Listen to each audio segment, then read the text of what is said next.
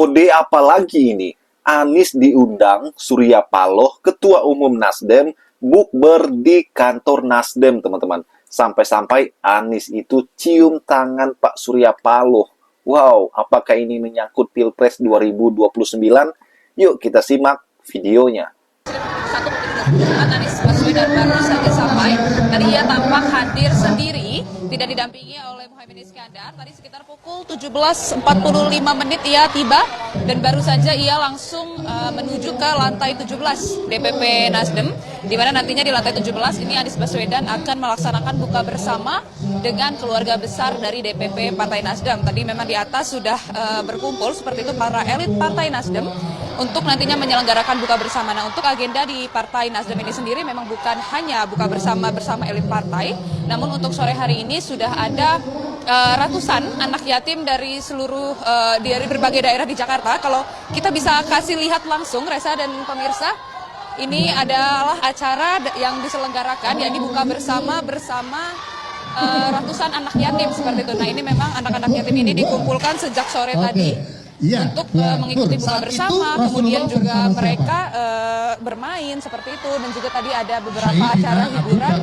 yang dilakukan, dan tampak memang di sini begitu meriahnya acara buka bersama yang dilakukan oleh DPP Partai Nasdem bersama ratusan anak yatim. Nah, sementara itu untuk calon Presiden Anies Baswedan ini sudah menuju ke lantai 17, di mana ia akan buka bersama dengan para elit dari Partai Nasdem.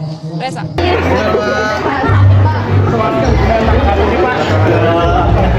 Apa yang mengusung Bapak dulu? Ya, kita selalu senang sekali setiap ada kesempatan silaturahmi dan DPP Partai Nasdem silaturahmi buka puasa seperti tadi pesannya, bahwa ini adalah kesempatan untuk bersilaturahmi buka puasa bersama-sama dan doa berkah untuk jalan bareng hati saat ngobrol, kita mau sholat gitu aja, santai aja gitu ya. Dengan saudara-saudaranya Muhammadiyah, maka tidak akan perlu mereka memusuhi, membenci Muhammadiyah, apalah lagi hanya karena perbedaan awal Ramadan.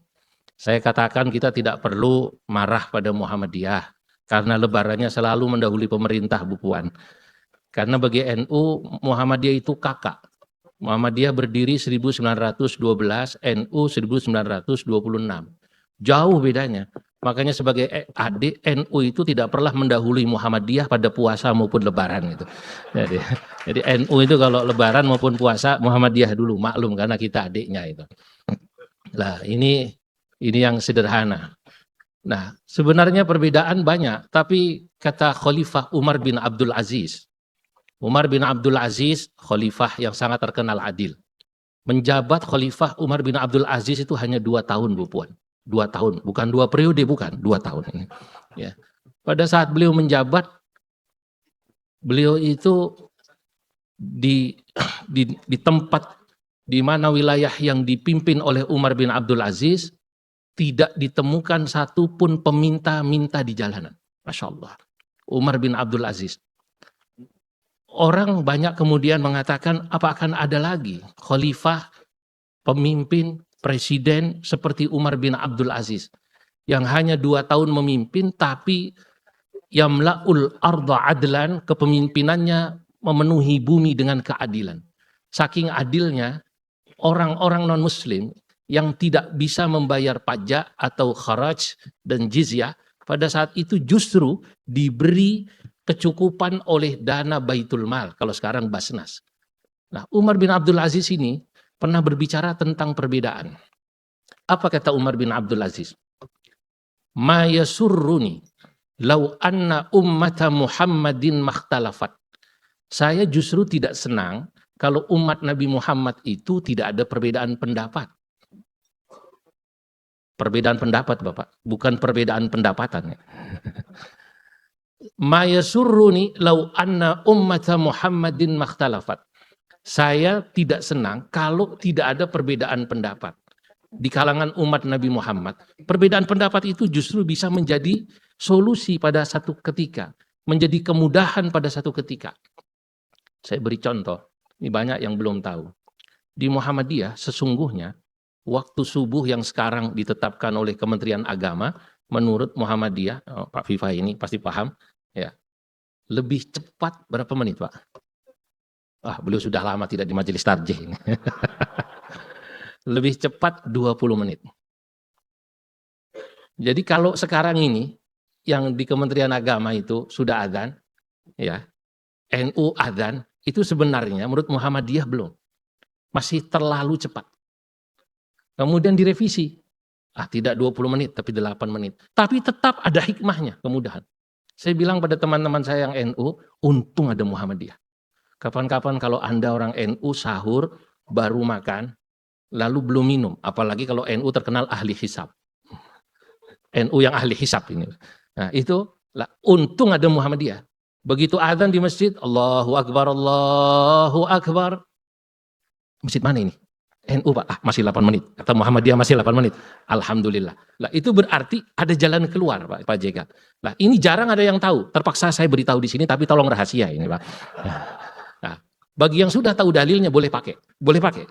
Karena itu nanti ada perbedaan ukuran posisi matahari di bawah ufuk ini, apakah dia sudah naik atau belum. Nanti di kalangan para ahli astronomi kita membahasnya. Lah pertemuan kita hari ini, kita di sini berkumpul lintas partai. Kumpul lintas agama, sejak tadi saya kumpul. Saya lihat alhamdulillah membuat bangsa ini kuat. Bahkan di sini kumpul antara faksi yang ada di pemerintahan maupun yang ada di luar pemerintahan. Buat saya ingin mengutip apa yang tadi saya baca. Baru saya baca tadi, Al-Ghazali mengatakan al-imanu nisfani. Iman itu kan sebenarnya hanya dua. Nisfun sabrun, separuh dari iman itu sabar. Wa nisfun syukrun, separuh dari iman itu syukur. Ini dalam kitab Ihya Ulumuddin, volume atau jilid 4. Pada saat saya baca ini menarik. Iman itu hanya dua. Kalau kita bicara kualitas iman kita adalah bagaimana kita bisa mengimplementasikan syukur dan sabar. Syukur itu adalah memperlihatkan anugerah pada saat diberi anugerah. Halo teman-teman, berjumpa bersama saya di Politik Dangi. Ini benar-benar menarik. Sangat-sangat menarik ya. Menarik perhatian ya tentunya teman-teman. Jadi kemarin ya Partai Nasdem ya seperti biasa membuat acara buka bersama atau bukber ya yang dilakukan di kantornya Nasdem, di Tower Nasdem ya. Dan di sana sangat ramai sekali ya para kader Nasdem dan terlihat beberapa tokoh nasional yang hadir ya seperti Yusuf Kalla teman-teman ya. Beliau ini adalah orang Golkar sebenarnya ya. Kemudian ya yang menarik perhatian adalah Anies Baswedan ya. Beliau diundang juga oleh Surya Paloh dan Anies hadir ya. Anies terlihat bersalaman dengan Surya Paloh dan kemudian mencium tangan Pak Surya Paloh teman-teman. Ini adalah bentuk penghormatan beliau ya.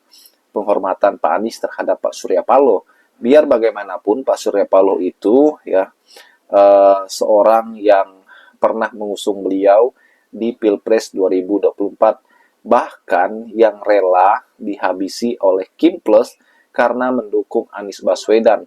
Tentunya ya Anies berterima kasih dan kemudian ya karena Pak Surya Paloh ini lebih senior daripada Anies Baswedan, tentu Anies menghormati hal tersebut teman-teman. Dan ini biasa saja sih sebenarnya ya. Dan apa yang dilakukan Anies dan Surya Paloh ini menuai pembahasan ya.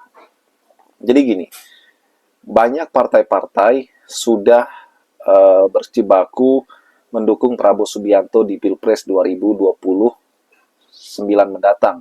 Ada Demokrat, ada PKB, Golkar, hingga Gerindra, teman-teman. Itu sudah menyatakan dukungan mereka terhadap Pak Prabowo di Pilpres 2029. Tentunya deklarasi gerakan rakyat juga terhadap Anies ya pada saat mereka launching menjadi partai kemarin ya, ini mengisyaratkan Anies juga sebagai capres 2029. Nah, kebetulan Nasdem ini belum punya calon ya. Belum ada deklarasi, belum ada pembahasan tentang hal ini. Nah, kedekatan Anies dan Surya Paloh ini teman-teman, ini mengisyaratkan juga apakah Nasdem ya membuka peluang mendukung Anies lagi teman-teman di Pilpres 2029. Walaupun 2024 kemarin ya kalah ya kan, tapi ini kan tidak menutup kemungkinan juga ya Nasdem akan mengusung Anies lagi di Pilpres 2029. Seperti pepatah mengatakan bahwa tidak ada teman yang abadi, tidak ada lawan yang abadi. Yang ada hanyalah kepentingan. Bagaimana menurut kalian?